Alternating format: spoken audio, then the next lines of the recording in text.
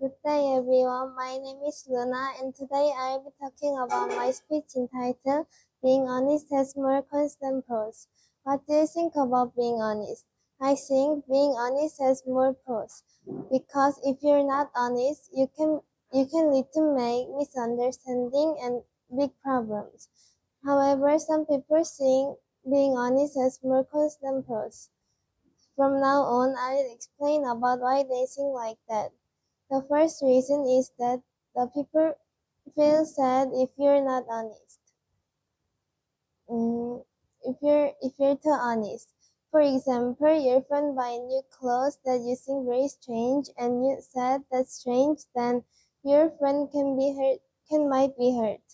The second reason is that being too honest can harm your relationship. Reason communicate.